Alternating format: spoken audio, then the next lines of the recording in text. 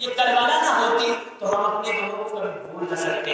صلوات پڑھیں اللہم صلی علی محمد. بس میں اپنے گفتگو کا آغاز کر رہا ہوں اس لیے کہ جتنا مجمع آنا تھا آ گیا ہو.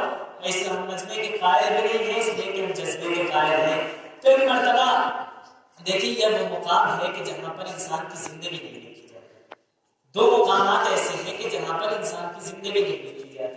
ایک فرش ایسا ہے کہ جتنی دیر بھی انسان اس پہ بیٹھتا ہے اس کی زندگی نہیں لکھی جاتی. اور دوسرا مقام وہ ہے کہ جب انسان زیارت امام حسین کو جاتا ہے اور جتنا بھی وقت وہاں پہ کرتا ہے اس کی زندگی نہیں لکھی جاتی. تو اب ہر انسان کی خواہش ہے, ہر انسان کی تمنا ہے, ہر انسان کی آرزو ہے کہ ہماری عمر طویل ہو جائے, ہماری زندگی بڑھ جائے, ہم کافی دن زندہ رہیں, ہماری عمر طویل ہو جائے. تو جو چاہتا یہ ہے کہ ہم کافی دن زندہ رہیں تو اسے چاہیے کہ نام حسین پہ مر جائے, اسے چاہیے کہ نام حسین پہ مر جائے. کب مولانا کیسی باتیں کر رہے ہیں؟ نام حسین پہ مرنے سے کیا ہوتا ہے؟ میں نے کہا تمہیں پتا نہیں ہے, نام حسین پہ مرنے سے زندگی ملتی ہے. نام حسین پہ مرنے سے زندگی ملتی ہے. کہا کیسے زندگی ملتی ہے؟ میں نے کہا واقعہ کربلا کو دہراؤ اور تاریخ کربلا ذرا اٹھا کے دیکھو اور آج 1400 سال سے لے کے اور آج تک کے مورخ سے پوچھو کہ جو منبروں سے نام حبیب کا نام لیتے ہیں, ہول کا نام لیتے ہیں, جان کا نام لیتے ہیں, مسیب کا نام لیتے ہیں, یہ کس لیے لیے جاتے ہیں؟ کیا کبھی منبروں سے مردوں کے نام لیے جاتے ہیں یا زندوں کے نام لیے جاتے ہیں؟ کا مولانا ہمیشہ زندہ کا ذکر ہوتا ہے. میں نے کہا پھر مان لیجئے جو کربلا میں شہید ہوئے ہیں وہ زندہ ہیں, جو کربلا میں شہید ہوئے ہیں وہ زندہ ہیں. اگر زندہ رہنا چاہتے ہو اور کربلا والوں کی طرح ہر وقت ذکر کرنے کے, کربلا والوں کی طرح نام رکھنا چاہتے ہو, اپنے ذکر کرنا چاہتے ہو تو حسین کے نام پہ مر جاؤ, تمہیں زندگی مل جائے گی. صلوات علی محمد.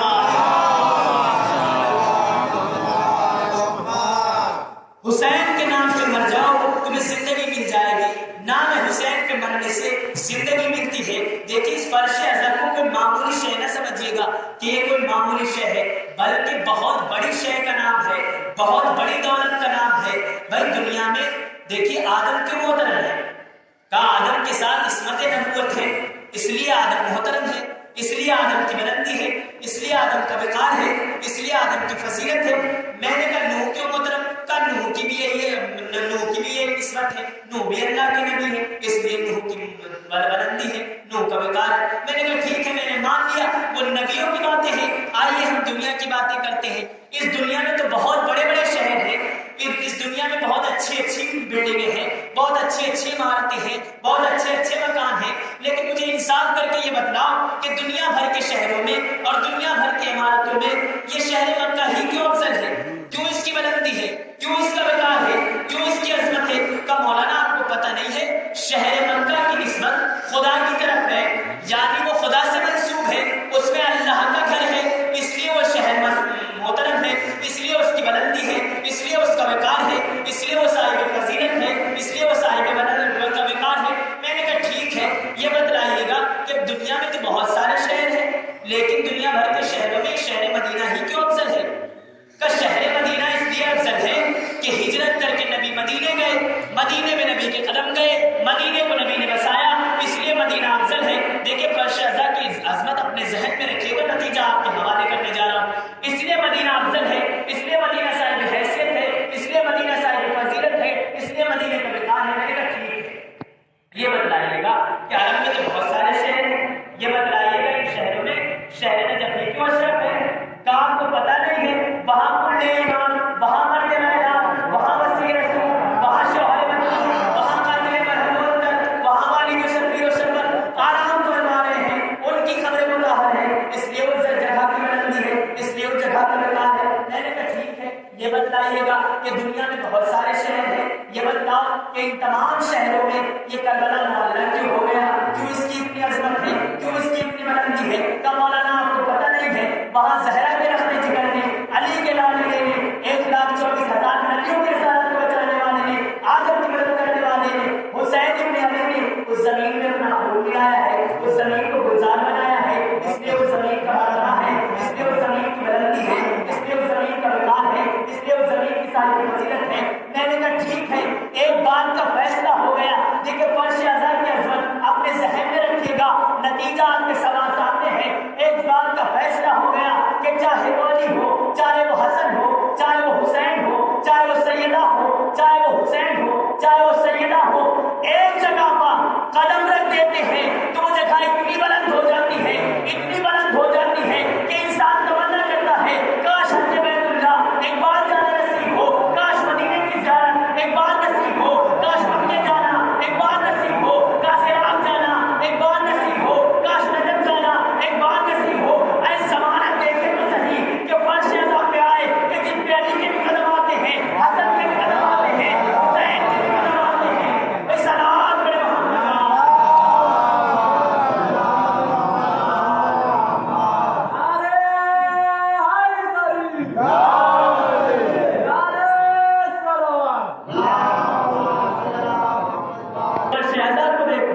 کہ جس پہ علی کے بھی قدم آتے ہیں، حسن کے بھی قدم آتے ہیں، حسین کے بھی قدم آتے ہیں، سیدہ کے قدم بھی آتے ہیں.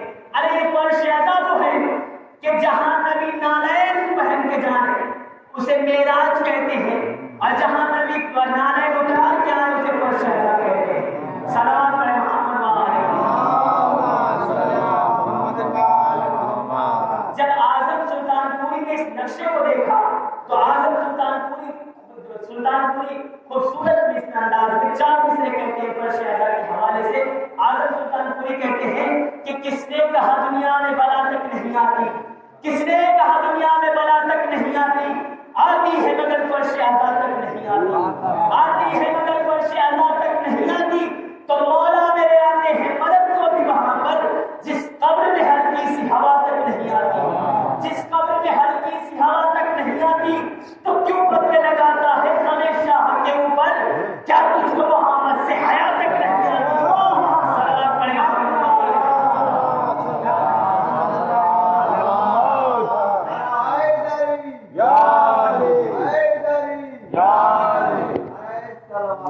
اہل بیت سے عقیدت رکھنے کے لیے حبیب جیسا دل رکھنا چاہیے، حور جلی جیسا دل رکھنا چاہیے، جون جیسا دل رکھنا چاہیے، کربلا کے شہداء جیسے جس طرح حسین کے انصار کربلا میں ویسے حسین کو چاہنے کے لیے دل رکھنا چاہیے.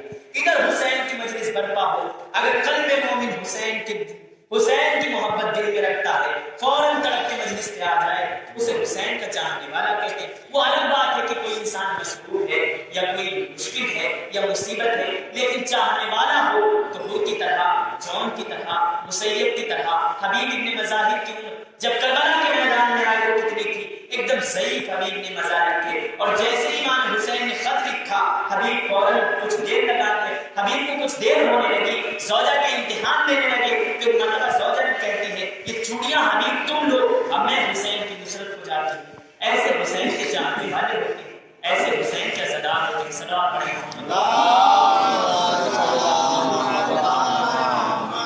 حسین کے چاہنے والے جناب بہلول، اہل بیت کے دیوانے جناب بہلول. ایک مرتبہ جناب بہلول سے لوگ ہر وقت سوال کیا کرتے تھے، بہلول یہ بتلاؤ کہ ہر وقت علی علی کرتے ہو، ہر وقت علی علی کا ورد کیا کرتے ہو، ہر وقت علی علی کا نام رٹا کرتے ہو، بہلول مجھے سمجھاؤ علی کیا ہے، بہلول مجھے بتلاؤ علی کیا ہے. دیکھیں پڑھتا نہیں لیکن بات آ گئی میں پڑھ رہا ہوں. بہلول مجھے سمجھاؤ علی کیا ہے، بہلول مجھے بتلاؤ علی کیا ہے. بہلول نے کہا ٹھیک ہے گڑھا کھودا جائے. لیجیے بہلول کے کہنے پہ گڑھا کھودا گیا، اور جناب بہلول نے کہا کہ وہ سامنے دریائے دجلہ بہ رہا ہے اور اس دریائے دجلہ کا پانی چھوٹے سے گڑھے میں لا کے ڈال دو. لیجیے بہلول کے کہنے پہ گڑھا کھودا گیا اور دریائے دجلہ کا پانی آنا شروع ہو گیا، دریائے دجلہ کا پانی آنا شروع ہو گیا.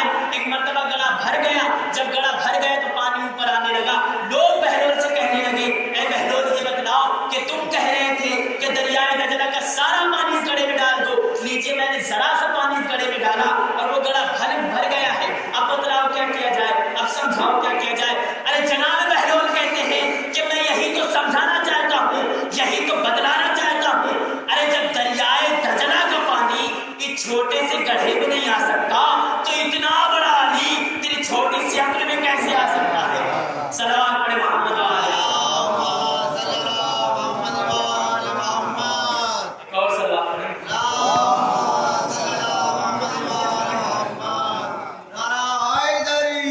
جب دریائے دجلہ کا پانی یہ چھوٹے سے گڑھے میں نہیں آ سکتا تو اتنا بڑا علی تیری چھوٹی سی عقل میں کیسے آ سکتا ہے؟ اور ایک مقام پہ پھر جناب بہلول لوگوں کو سمجھاتے ہیں کہ دیکھو علی کی محبت کیسی ہے۔ کچھ لوگوں نے سنا نبی کے قول کے مطابق لوگ کہنے لگے کہ نبی کہہ کے گئے ہیں کہ اگر علم حاصل کرنا ہو تو اگر چین جانا پڑے تو چین بھی جاؤ۔ لیجیے نبی کی آنکھیں بند ہوئی اور لوگ بوریا بستر باندھا اور چین کی طرف چل پڑے۔ لوگوں نے بوریا بستر تیار کیا اور چین کی طرف چل پڑے۔ جناب بہلول کو خبر لگی کہ کچھ لوگ علم حاصل کرنے کے لیے چین جا رہے ہیں۔ اب جناب بہلول جیسے وہ مدینے سے چلے تو جناب بہلول بصرہ مدینے کے راستے پہ آج مدینے کے راستے چوراہے پہ جا کے بیٹھ گئے اور بیٹھنے کے بعد جناب بہلول کو زمین میں ڈھونڈنے لگے۔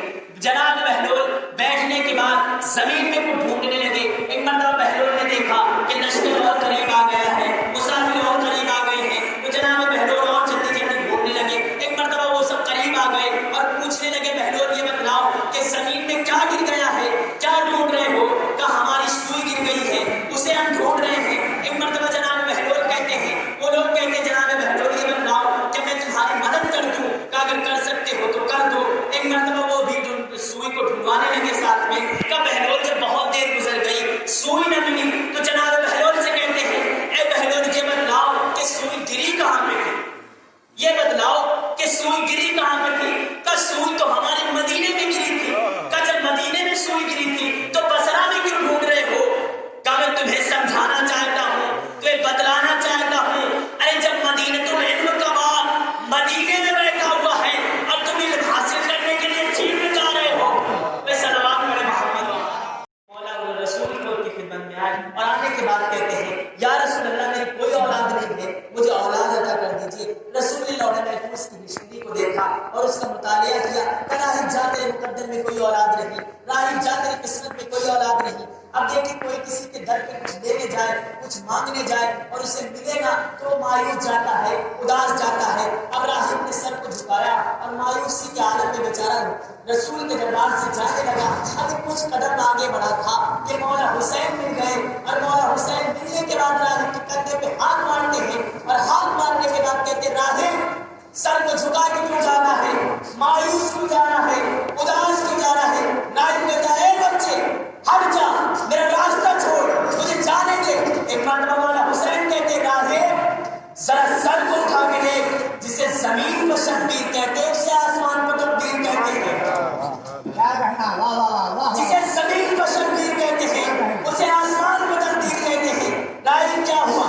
تمہارے نانا کے دربار میں گیا تھا اولاد لینے کے لیے، تمہارے نانا نے کہا کوئی اولاد نہیں۔ راہب جاؤ تو تمہاری قسمت میں کوئی اولاد نہیں۔ اب مولا حسین نے کہا راہب چلو نانا کے دربار میں، آؤ نانا کے دربار میں۔ لے کے آئے نانا کے دربار میں۔ کہا نانا کبھی ایسا ہوا ہے کہ ہمارے دربار میں کوئی کچھ لینے آئے اور وہ واپس چلا جائے، اسے دیا نہ جائے؟ کہا بیٹا حسین میں نے لوہے محفوظ پہ دیکھا تو اس کے مقدر میں کوئی اولاد نہیں، یہ اولاد لینے آیا تھا، اس کی قسمت میں کوئی اولاد نہیں۔ کہا نانا میں نے راہب کو ایک اولاد عطا کی، لیکن نتیجہ آپ کے سامنے حاصل، نتیجہ آپ کے سامنے ہے، آپ دینے جا رہا ہوں، توجہ رکھیے گا۔ نانا راہب کی قسمت میں کوئی اولاد نہیں، بیٹا حسین اس کی قسمت میں کوئی اولاد نہیں۔ نانا میں نے راہب کو 2 اولادیں عطا کی، بیٹا حسین اس کی مقدر میں نہیں۔ نانا میں نے 3 اولادیں عطا کی، بیٹا حسین اس کی مقدر میں نہیں۔ نانا میں نے 4 اولادیں عطا کی، بیٹا حسین اس کی مقدر میں نہیں۔ نانا میں نے 5 اولادیں عطا کی، بیٹا حسین اس کے مقدر میں نہیں۔ نانا میں نے 6 اولادیں عطا کی، بیٹا حسین اس کے مقدر میں نہیں۔ نانا میں نے راہب کو 7 اولادیں عطا کی، بیٹا حسین اس کے مقدر میں۔ ابھی رسول کہنے ہی جا رہے تھے کہ جبریل امین نازل ہو گئے، رسول کے منہ پہ وحی کا پہرا لگایا۔ پہرا لگانے کے بعد کہتے ہیں یا رسول اللہ خاموش ہو جائیے گا، اگر حسین قیامت تک کے دیتا رہا تو یہ سوچ لیجیے گا کہ اولاد آدم ایک طرف ہوگی، اولاد راہب ایک طرف ہوگی۔ صلوات پڑھے محمد علیہ۔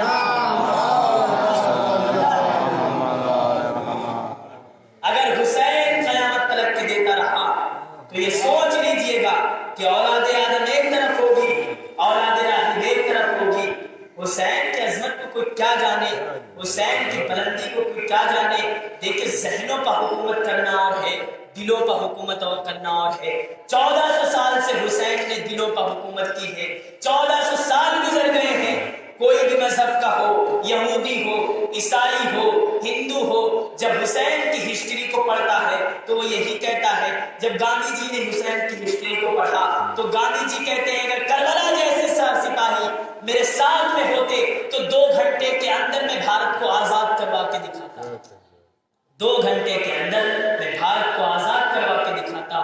اس لیے حسین کو ایسے ساتھی ملے ہیں کہ میرے مولا نے فخر کیا ہے بھیا حسن میں آپ سے افضل، بابا میں آپ سے افضل، اماں میں آپ سے افضل، نانا میں آپ سے افضل کا بیٹا مولا حسین. حسن نے کہا بھیا یہ کیسے ہو سکتا ہے، بابا سے کیسے افضل، آپ ماں سے کیسے افضل، آپ مجھ سے کیسے افضل، میں آپ کا بڑا بھائی ہوں.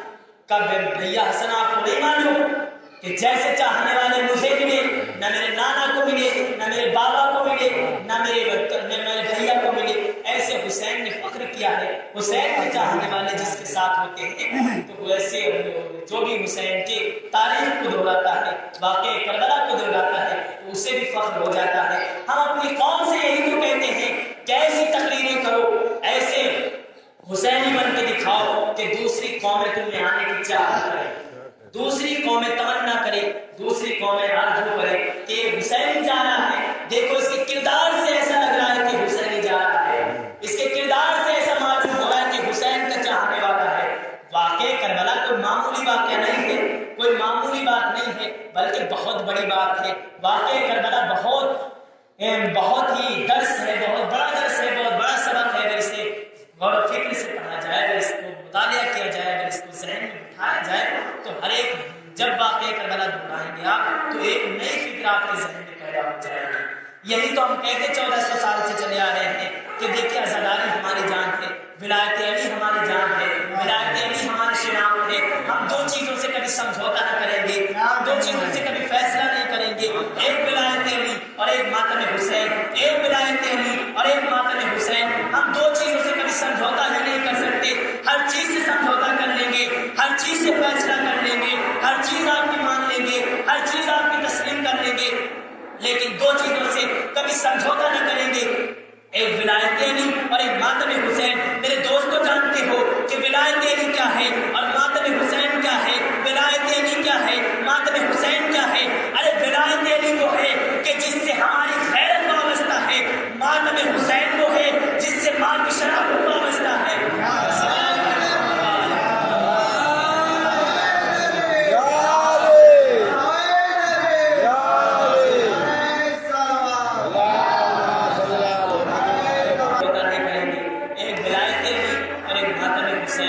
دیکھیے جب انسان کسی چیز کی زیارت کر لیتا ہے تو معرفت بڑھ جاتی ہے.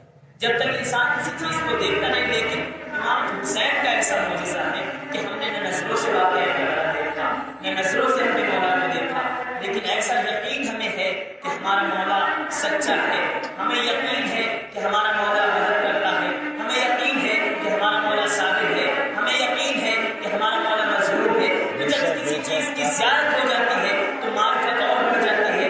یہاں پہ بہت سے زائرین بھی ہوں گے جو کربلا گئے ہوں گے، اب ان کے دل میں اور حسین کی عقیدت بڑھ گئی ہوگی اور حسین کے جذبے جاگ گئے ہوں گے. دیکھیے جب انسان کو زیارت ہو جاتی ہے تو معرفت بڑھ جاتی ہے. چوتھے امام علیہ السلام کا دور ہے، چوتھے امام علیہ السلام ایک شخص ہر سال حج بیت اللہ کرتا ہے اور حج بیت اللہ کرنے کے بعد امام کی زیارت ہو جاتا ہے. اس کا معمول یہ ہے کہ ہر سال اس نے حج کیا اور حج کرنے کے بعد امام کی زیارت کی، اور جب امام کی زیارت کو لے جاتا تھا تو کچھ نہ کچھ تحفے امام کی خدمت میں لے کے جاتا تھا، کچھ نہ کچھ نذرانہ امام کی خدمت میں لے کے جاتا تھا، کچھ نہ کچھ ہدیہ امام کو پیش کرتا تھا. اب اس مرتبہ اس نے حج کا ارادہ کیا اور تحفہ لے کے امام کی خدمت میں جا رہا تھا کہ اس کی بیوی نے کہا کہ یہ بتلاؤ کہ ہر سال تم حج کو جاتے ہو اور امام کی خدمت میں تحفے لے کے جاتے ہو، امام کی خدمت میں ہدیہ پیش کرتے ہو، کبھی ایسا ہوا ہے کہ تمہارے امام نے تمہیں کوئی ہدیہ دیا ہو، تمہیں کوئی تحفہ دیا ہو؟ اس نے کہا ایسا نہ کہو، ہمارے امام یہ ساری باتیں سن رہے ہیں. ایسا نہ کہو، ہمارے امام یہ ساری باتیں سن رہے ہیں. کہا ایسے کیسے ہو سکتا ہے؟ میں اپنے گھر بیٹھ کے، اپنے وطن میں بیٹھ کے، اتنی دور بیٹھ کے کہہ رہی ہوں، یہ کیسے ممکن ہو سکتا ہے کہ امام ہماری باتیں سن لے؟ کب تمہیں پتہ نہیں ہے؟ ارے جہاں جہاں خدا کی خدائی موجود ہے وہاں وہاں یہ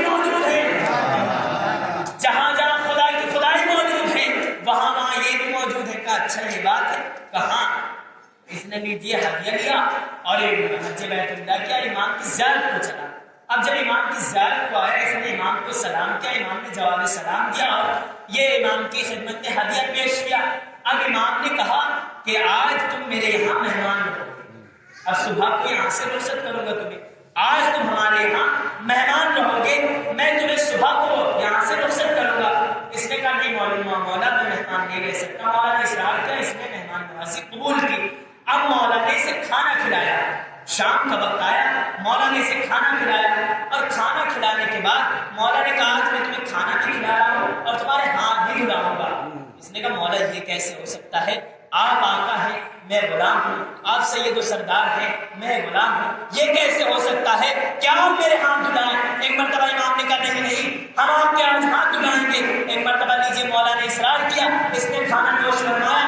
اب مولا نے اس سے اپنے غلام کو بلایا اور بلانے کے بعد کہا اے غلام ایک تشت یہاں پہ لا کے رکھو۔ اب اس نے تشت لا کے رکھا۔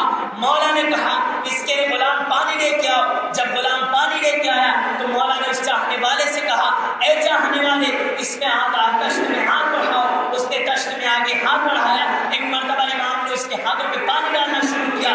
جب امام نے پانی ڈالنا شروع کیا ایک مرتبہ مولا کہتے ہیں اے میرے چاہنے والے اس تشت میں دیکھو کیا ہے۔ اس نے دیکھا کہ مولا پانی ہے۔ مولا نے کہا غور سے دیکھو کیا ہے۔ مولا اس اب وہ جو غور سے دیکھتا ہے تو دیکھنے کے بعد کہتا مولا یہ تو ہیرے نظر آ رہے ہیں، یہ تو ہیرے نظر آ رہے ہیں۔ مولا نے کہا ٹھیک ہے ہاتھ نیچے کرو۔ اس نے پھر ہاتھ نیچے کیے۔ ایک مرتبہ مولا نے کہا اب پھر دیکھو اس میں کیا ہے۔ اس نے کہا مولا پانی کا غور سے دیکھو۔ اس نے دیکھا کہ مولا یہ لال نظر آ رہے ہیں۔ کہا پھر ہاتھ نیچے کرو۔ اس نے پھر ہاتھ نیچے کیے۔ مولا نے کہا پھر پانی، مولا نے پھر پانی ڈالا۔ مولا نے کہا پھر اس تشت میں دیکھو کیا ہے۔ اس نے کہا مولا پانی ہے۔ مولا نے کہا غور سے دیکھو۔ اس نے جب غور سے دیکھا کہا مولا یہ تو جواہرات نظر آ رہے ہیں۔ کہا ان ساری چیزوں کو اکٹھا کرو اور اکٹھا کرنے کے بعد اپنی سودا کو دے دینا جا کے۔ ان ساری چیزوں کو اکٹھا کرو اور اکٹھا کرنے کے بعد اپنی سودا کو لے جا کے دے دینا۔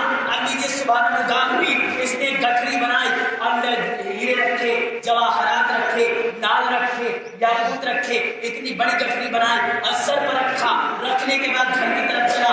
جب گھر قریب آ گیا یہاں تک کہ دہلیز نظر آنے لگی۔ ایک مرتبہ اس کی جوزہ دہلیز پر کھڑی ہوئی، اس کا انتظار کر رہی تھی۔ ایک مرتبہ شوہر کو آتے دیکھا کہ ہمیشہ میرا شوہر خالی ہاتھ آتا تھا، کچھ لے کے نہیں آتا تھا، کوئی تبرک بھی نہیں ہاتھ میں، کوئی ہدیہ بھی ہاتھ میں نہیں۔ لیکن یہ کیا ہو گیا ہے کہ اتنی بڑی گٹھڑی آج سر پہ لے کے آ رہا ہے۔ اب جیسے گھر میں آیا سودا پوچھنے لگی آج کیا ماجرا ہوا ہے، آج بات کیا ہے، یہ اتنی ساری چیزیں کہاں سے لے کے آئے ہو، کس نے دیا ہے؟ تب میں کہہ نہیں رہا تھا کہ امام یہ ساری باتیں سن رہے ہیں، میں کہہ نہیں رہا تھا کہ امام یہ ساری باتیں سن رہے ہیں۔ ارے جیسے ہی اس نے معجزہ دیکھا امام کی شہدائی ہو گئی، امام پہ قربان ہونے لگی، امام پہ کلمہ پڑھنے لگی۔ ایک مرتبہ کہتی ہے اے میرے سید و سردار مجھے معاف کر دینا، اے میرے والی و وارث مجھے معاف کر دینا، اب مجھے حج بیت اللہ آئے اس مرتبہ مجھے ساتھ میں لے کے چلنا، جب حج کا مہینہ آئے تو مجھے ساتھ میں لے کے چلنا، میں بھی امام کی زیارت میں چلوں گی۔ لیجیے حج کا مہینہ آیا، دن گزرتے گئے، سال پورا ہوا، ذی الحج کا مہینہ آیا، اس نے پھر حج بیت اللہ انجام دیا۔ انجام دینے کے بعد امام کی زیارت کو چلا، بس آخری جملہ اور اپنے مسائل، امام کی زیارت کو چلا۔ اب اس کی دیکھیے اس مرتبہ تنہا نہیں آیا بلکہ اس کی زوجہ بھی ساتھ میں ہے۔ جب زیارت ہو جاتی ہے تو معرفت بڑھ جاتی ہے، اس کی زوجہ بھی ساتھ میں ہے۔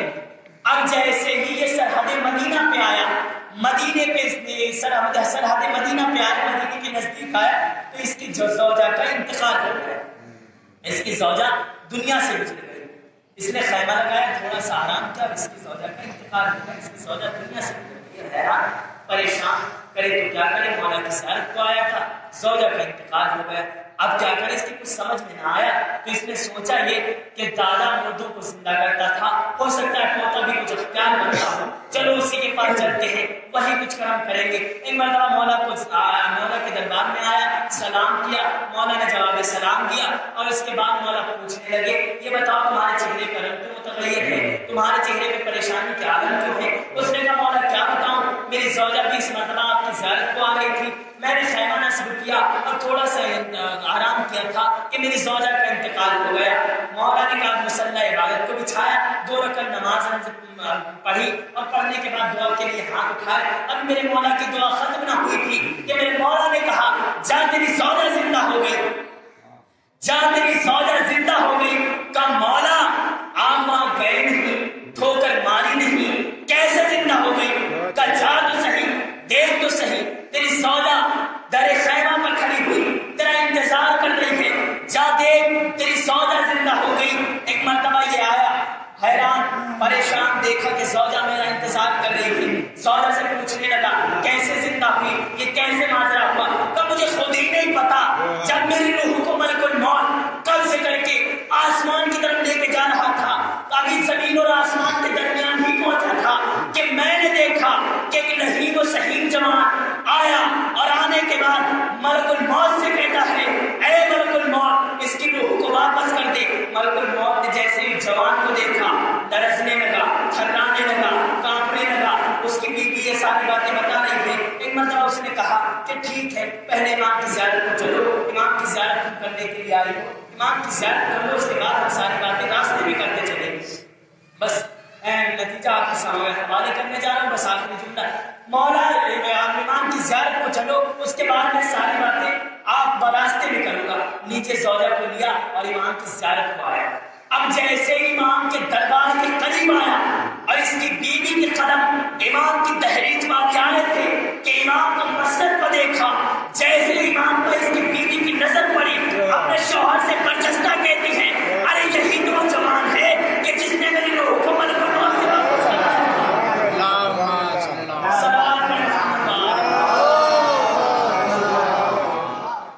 جسے تڑپا تڑپا کے مارا گیا. کوئی بھی ہمارے یہاں موت ہو جائے یا کوئی بھی غم ہو جائے, اگر قسم خدا کے اہل بیت کے غم ہمارے سامنے ہوتے تو ہم اپنے کبھی غم بھول نہ سکتے, کبھی اپنے غموں کو بھول نہ سکتے. انسان دنیا سے گزر جاتا ہے, اہل بیت کے غم ہمارے سامنے ہوتے. حسین نے جوان کے سینے سے برچھی کر نکال کے زمانے کو بتایا کہ دیکھو کبھی غموں سے گھبرانا نہیں. ارے ششما ہے تو بنا دی, ششما ہے تو زمین میں دبنا دیا, زمانے کو صبر کی تلقین کی.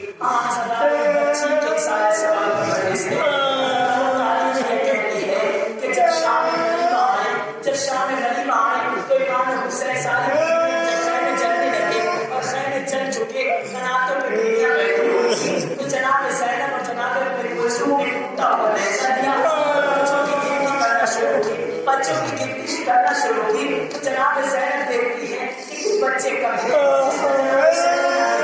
جس میں جناب سکینہ بھی تھی. ایک مرتبہ بہن کلثوم کو لیا اور چلی مقتل کی طرف چلی. ایک مرتبہ جب مقتل میں آ گئی تو ایک مرتبہ جناب سکینہ کو آواز دے دی سکینہ سکینہ, اے میری بچی سکینہ کہاں ہو, اے میری دانگی سکینہ کہاں ہو, کوئی آواز نہ آنے کی. ایک مرتبہ جب یہ آواز امام حسین کے کانوں سے ٹکرائی, ایک مرتبہ امام حسین نے کہا اے بہن زینب آہستہ بولو, میری بچی سکینہ میرے سینے پہ سوئی ہے. کہ امام حسین کے پاس جناب زینب چلی. ایک مرتبہ بھیا کے قریب جب آئے تو سکینہ کو بھیا سے جدا کیا اور جدا کرنے کے بعد سکینہ سے حال پوچھنے لگی, اے سکینہ یہ بتلاؤ کہ لاش کو پہچاننے کے لیے تلقین ہوتی ہے یا لاش سر سے پہچانی جاتی ہے یا لاش لباس سے پہچانی جاتی ہے. اے سکینہ نہ تمہارے بابا کے جسم پر سر تھا اور نہ لباس سر, نہ تن پہ سر تھا اور نہ جسم پہ لباس تھا, کیسے تم نے بابا کو پہچانا؟ کا باپ بہن سے جب میں مقتل میں آئی میرے آدم میں آگ لگی ہوئی تھی, میں مقتل میں آئی میں آواز دینے لگی اے بابا کہاں ہو, میری آگ کو بجھا دو, اے بابا کہاں ہو. سکینہ کے آگ میں دامن میں آگ لگی ہے. تو مرتبہ نشیب سے آواز آئی الیہ الیہ, سکینہ سکینہ, اے میری بچی سکینہ آؤ, میرے سینے پہ سو جاؤ, خدا پوری مدد دے. تاریخ یہ کہتی ہے کہ جناب جلی کی قناتوں پہ لے کے آئے. ایک مرتبہ جو جلی کی قنات کی ساری دنیا یہ لوٹا ہوا قافلہ چلا, جب ننگی پوچھتوں پر بیویوں کو سوار کیا گیا, جب ماں کو بلایا